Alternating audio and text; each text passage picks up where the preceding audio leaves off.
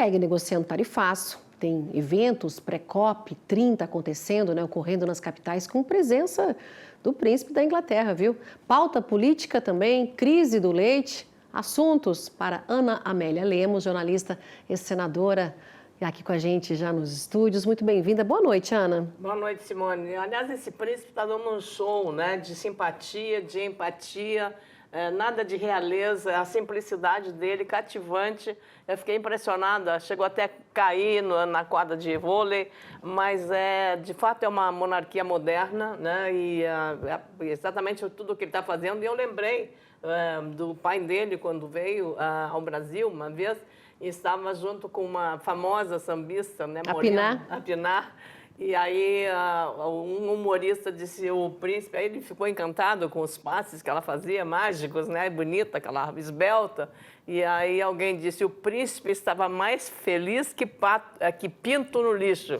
O pintinho, quando chega perto de bastante lixo, o príncipe estava tão feliz quanto um pinto no lixo. Então, é um pouco isso, Mas o William está assim, muito, parece que ele está em casa, se sentiu em casa. Muito bacana a forma como ele veio, a simplicidade, sem aquele séquito de cerimonial e de segurança e tal. Então, o príncipe que está no Rio de Janeiro e segue depois participar também para Belém. Vai para Belém, no Pará, para participar da COP 30 também. Eles sempre tiveram muito envolvidos. O príncipe é muito engajado nas questões ambientais. E a mãe dele, a princesa Diana, ela trabalhou em áreas muito delicadas. Eu tive, por ocasião do governo Fernando Henrique Cardoso, como repórter, acompanhando uma visita à Angola, uma região que foi muito afetada por minas que estavam lá em região de produção de café, produção também de outras áreas de agricultura.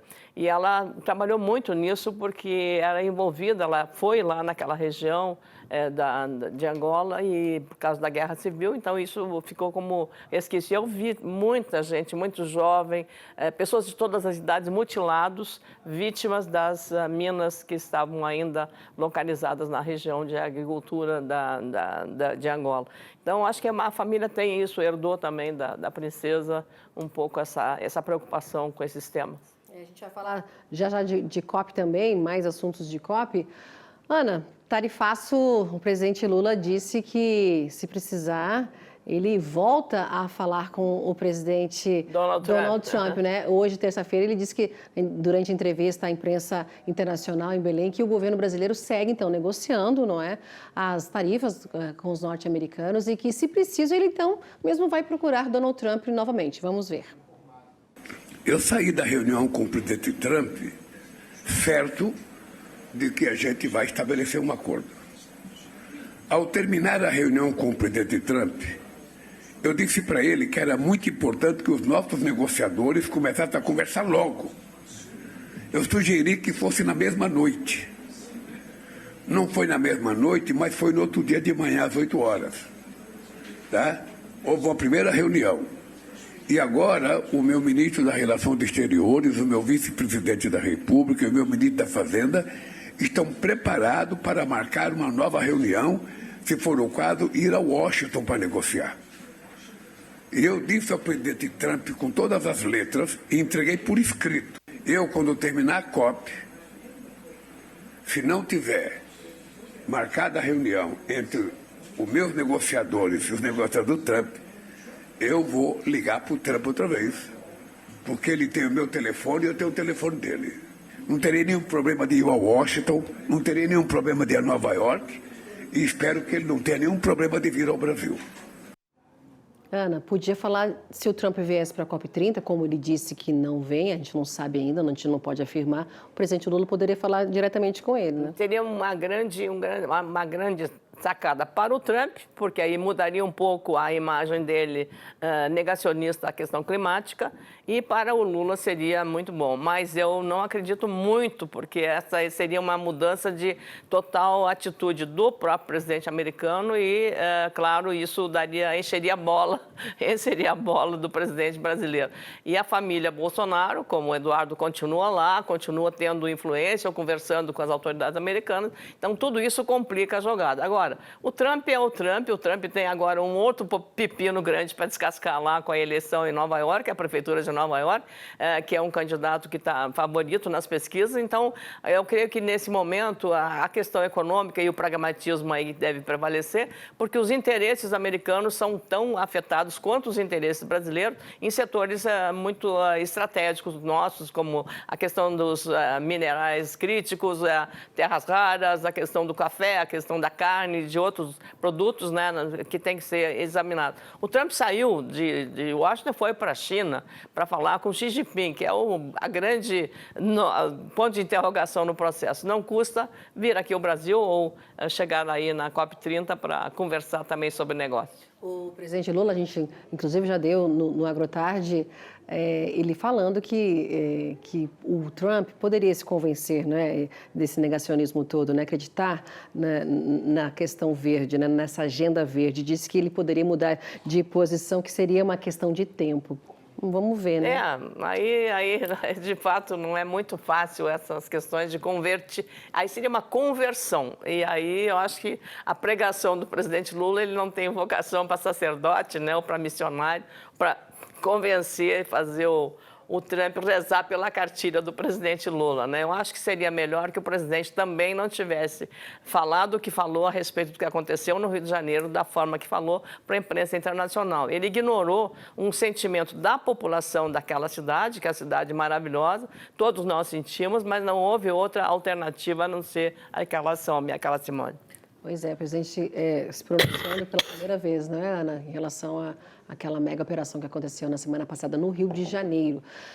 Agronegócio, vamos falar dele? Não, o agronegócio brasileiro não para e o que não faltam são projetos, viu, Ana, importantes para os integrantes do setor trabalharem. E sem contar a COP30, que começa, então, nos próximos dias, né?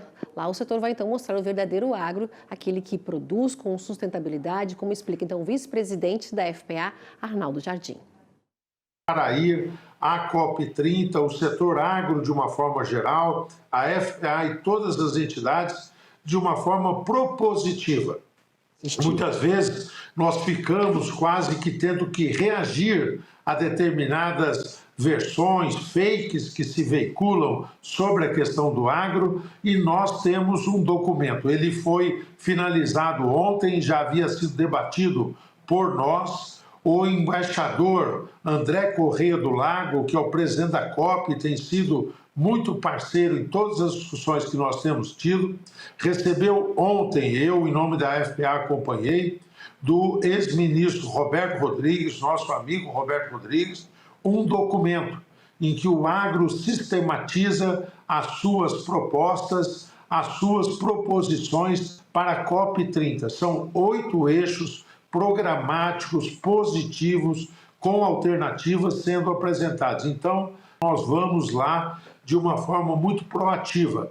As entidades CNA, a BAG, a própria Embrapa, vão ter programação ao longo de todos os dias, e isso vai ser muito importante. Esse é um primeiro capítulo que nós sempre sabemos que uma ou outra narrativa ocorrerá, mas nós temos aí preparadas respostas muito claras. Sobre a questão do desmatamento, nós temos um compromisso contra o desmatamento ilegal, combate total. A FPA tem feito e tem reiterado seus movimentos nesse sentido.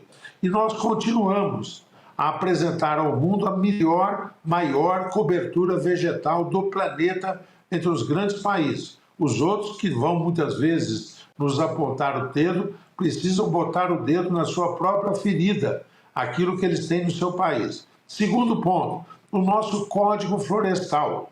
Quiçá o Código Florestal fosse aplicado em todos os países do mundo.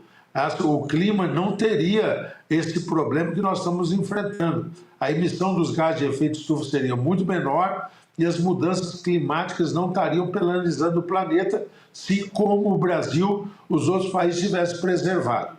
Mas nós estamos olhando além, viu? E nós estamos pensando nos seguintes pontos adiante. Primeiro, no orçamento deste ano. Daqui a pouco nós vamos votar o orçamento para o ano que vem, a votação é este ano, e nós temos vários pontos que interessam ao agro. Então, nós estamos com a lista já disso, atuando nas comissões da Câmara e do Senado nesse sentido.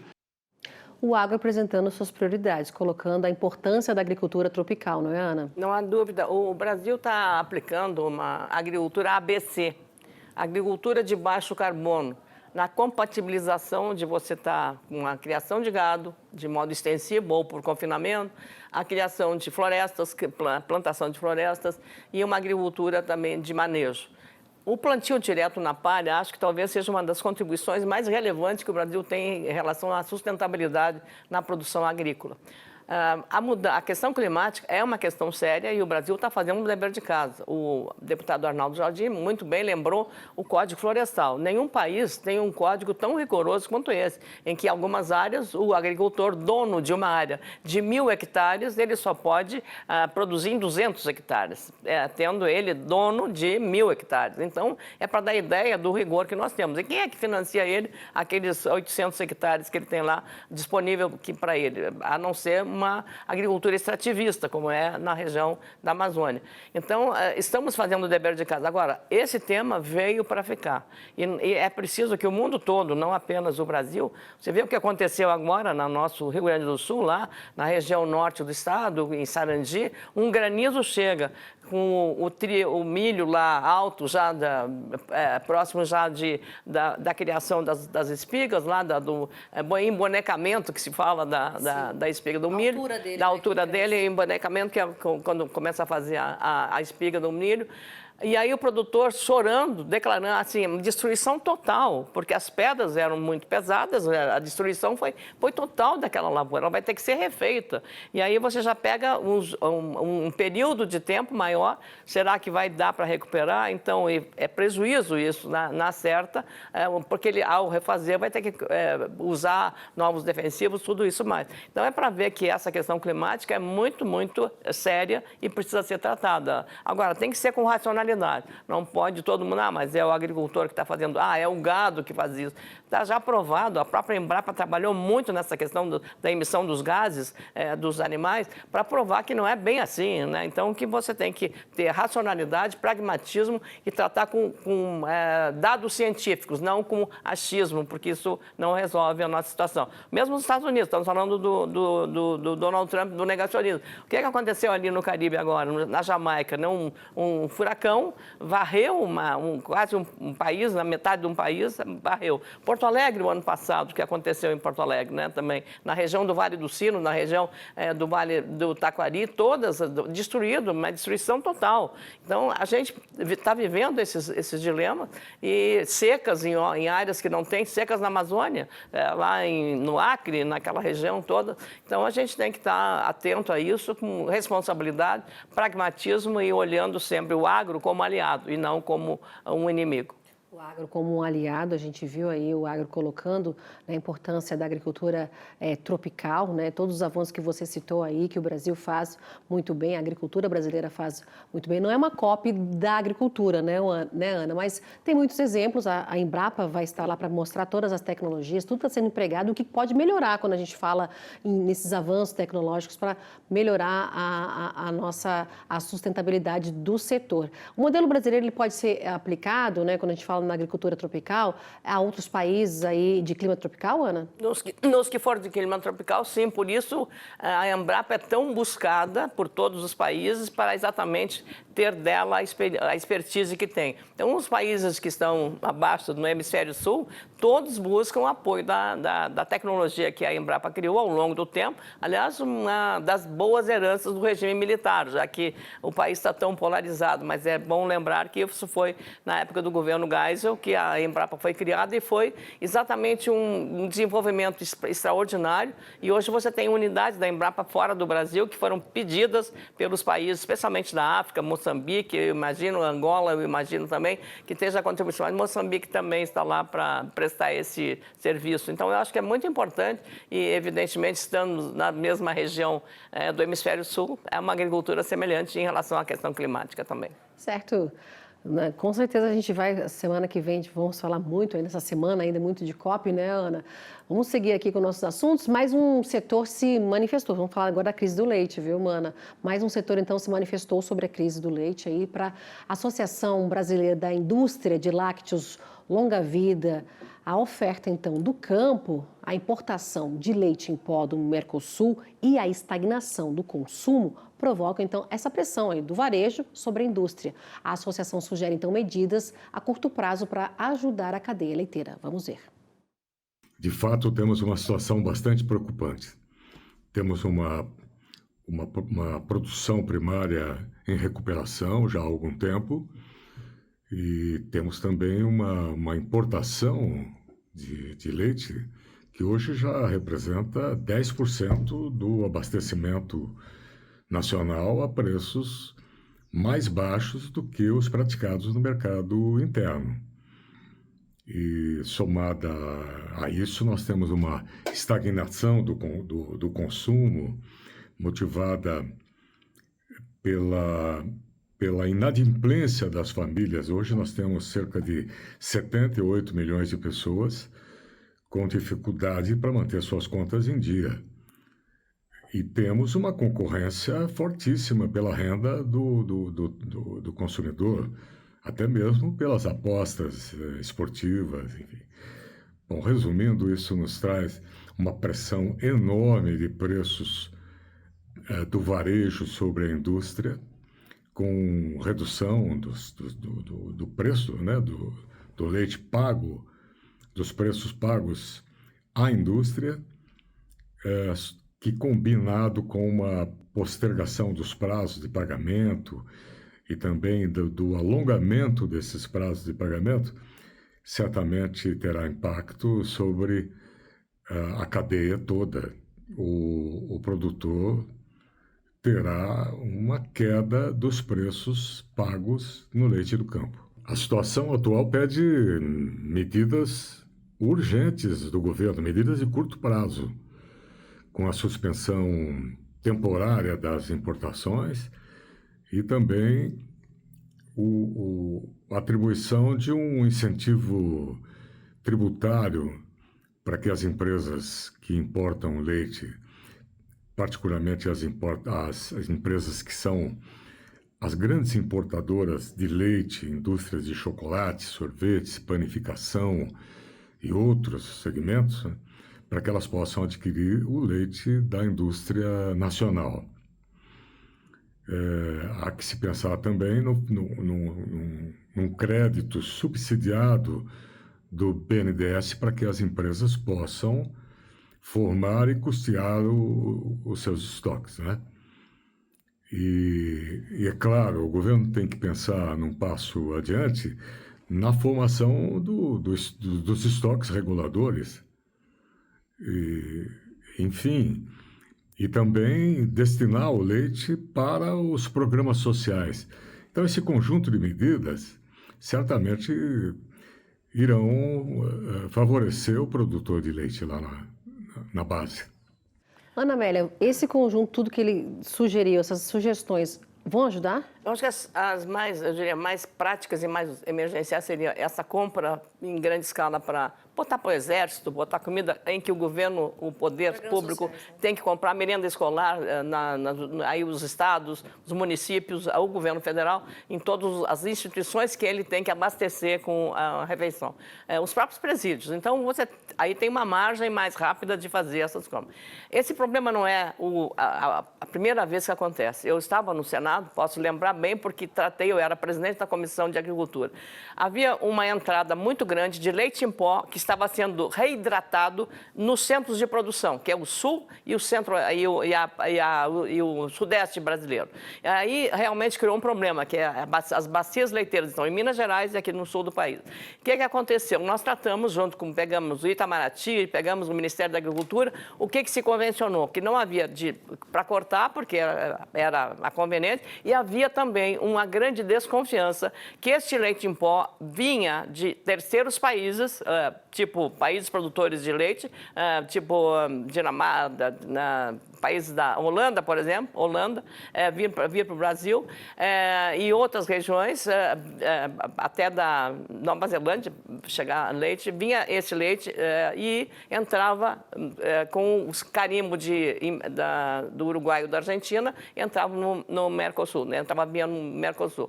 O que naquela época se entendeu como solução emergencial foi exatamente permitir apenas a reidratação desse leite em pó que chegava no Brasil, no Nordeste brasileiro, porque havia uma escassez lá de consumo, era uma questão lá, então se fazia a reidratação apenas lá, e aqui seria proibida a reidratação desse leite em pó vindo da Argentina ou do Uruguai.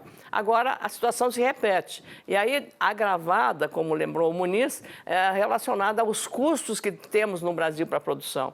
E também seria necessário fazer uma investigação se não há, nesse caso, de novo, uma triangulação de produto de terceiros países entrando no Brasil como se fosse do Uruguai ou da Argentina.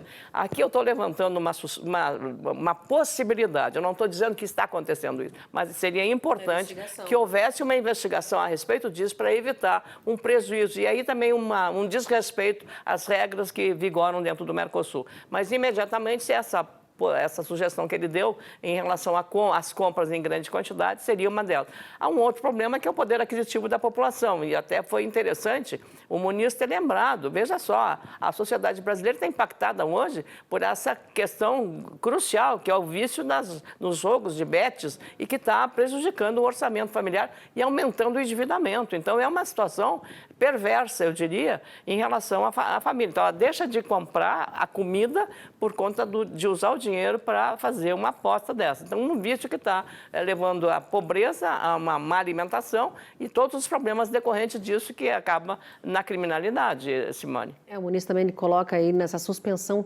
temporária dessa importação do leite em pó do mercado aí, do Mercosul, trazendo essa possibilidade, seria uma sugestão dele também, e a gente tem que lembrar também que a CNA, né, Ana, ela pediu essa investigação, né, em relação à prática, né, do dumping, pediu o antidumping ao Ministério, o MDIC, né, da Indústria e Comércio, mas que a ação preliminar, ela foi negada, a CNA entrou então com o recurso, a gente vai acompanhar essa situação ainda, mas tem isso também, né? O setor querendo o antidumping, né? Medidas, né? Aí talvez seja mais prático por conta exatamente da delicadeza. Aí você está com países administrados pela direita, entra um aspecto político também nisso. Mas também aspectos das próprias regras do Mercosul, que são as convenções que foram criadas. Então, você tem que negociar isso, e o Itamaraty tem que entrar diretamente, porque aquela vez, por exemplo, que nós estávamos negociando, veja só, o governo comete alguns equívocos. Quando houve aquele caso do arroz, lembra que ia faltar arroz? O que o governo foi buscar arroz, sabe aonde? Na Tailândia. Nós não temos uma relação comercial com a Tailândia tão significativa como temos com a Argentina. E tinha arroz na Argentina disponível com muita quantidade e qualidade. Mas o governo não fez uma referência, nenhuma ação para comprar arroz da Argentina. Aí você estaria cobrindo o Mercosul. Então, nessa hora, o Brasil teria autoridade moral para dizer, olha, quando nós vamos comprar arroz, vemos aqui, agora o leite de você está chegando lá, está prejudicando o produtor. Então, são essas relações que você tem que fazer. Então, o governo estava equivocado para não comprar arroz da Argentina na hora que estava aqui muito mais perto, muito mais barato e muito mais fácil, né, Simone? Então, tem essas coisas para serem vistas, mas a CNE tem que insistir exatamente nessa proposição toda, que tem aí uma pauta muito grande das sugestões, mas tem que fazer nas possíveis, as que são mais fáceis de imediatamente entrar em vigor, como essa das compras da questão da alimentação, da merenda escolar, que aí poderia ser um desafogo para a indústria brasileira de lácteos. Certo, a gente segue acompanhando essa situação aí da cadeia leiteira, né, Ana? Vamos seguir aqui, ficou para amanhã, quarta-feira, a votação, então, do projeto que aumenta a taxa de isenção do imposto de renda na Comissão de Assuntos Econômicos do Senado, a CAI. E o relator e presidente aí da CAI, senador Renan Calheiros, ele leu o parecer favorável, então, à proposta e disse que não modificou o texto aprovado, né, na Câmara para que possa ir à sanção presidencial ainda este ano, viu, gente? Tem esse prazo todo. O senador sugere, então, a análise de um outro projeto que eleva alíquotas da contribuição social sobre lucro líquido de instituições financeiras como as chamadas fintechs, para garantir, então, o equilíbrio fiscal. Vamos ouvi-lo. A abordagem demonstra responsabilidade fiscal e, evidentemente, pragmatismo, ao mesmo tempo em que reafirma o papel proativo e qualificador do Senado Federal no processo legislativo. Por isso, proponho uma solução que contemple simultaneamente o interesse imediato da população e a melhoria da legislação, a aprovação do PL 1087 na forma como encaminhado pela Câmara dos Deputados e a apresentação de uma nova proposição que contenha todos os aprimoramentos que entendemos necessários. Nesse sentido, este relator informa que apresentou o projeto de lei 5.473, já distribuído em decisão terminativa a esta comissão. Essa proposição contempla, entre outras matérias relevantes para o equilíbrio fiscal brasileiro, aperfeiçoamento que se faz necessário à futura lei na qual se converter o PL 1087, assegurando que o debate sobre a justiça fiscal do país continue a avançar de forma técnica, responsável e perene. Não modificou o texto da Câmara para poder seguir rapidamente a plenário e a sanção. E ali ele teve que fazer um exercício grande, porque esse que veio da Câmara teve uma participação de um adversário político de Renan Calheiros, que é Arthur Lira, os dois de Alagoas. Porém, eu acho que o Renan Calheiros teve como alternativa para mostrar para Alagoas, mas especialmente para o país, da responsabilidade política e institucional que teve como relator dessa matéria.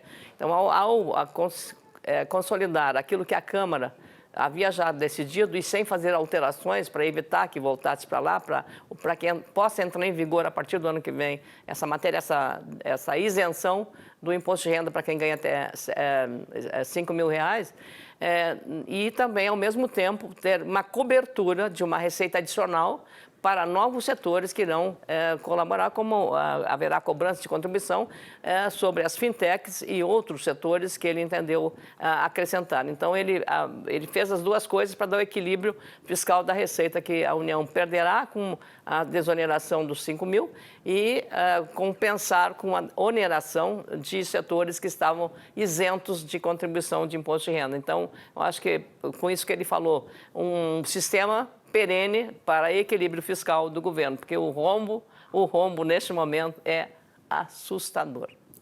Certo, com isso a gente termina essa pauta aí. Ainda bem que a questão regional não pesou na decisão da decisão do senador Renan Calheiros. Certo, Ana. E com isso a gente termina, então, a nossa pauta aqui, né, para a Ana analisar como ela fez aqui com a gente hoje, ao vivo, aqui no nosso Jornal Notícias, segunda edição. Obrigada, Ana. Obrigada. Boa noite para você. Obrigada. É o efeito do clima também que está mudando aqui também. Né? Tá? Uma boa noite para ti e a gente se encontra amanhã. Boa noite para todos. E a gente vai fazer